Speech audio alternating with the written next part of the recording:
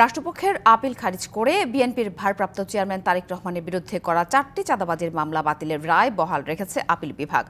জ্যেষ্ঠ বিচারপতি আশফাকুল ইসলামের নেতৃত্বাধীন আপিল বিভাগের 4 বিচারপতির বেঞ্চে এসব আবেদনের উপর শুনানি হয়। আদালতে রাষ্ট্রপক্ষে শুনানি করেন অতিরিক্ত অ্যাটর্নি জেনারেল ব্যারিস্টার অনিক আর হক।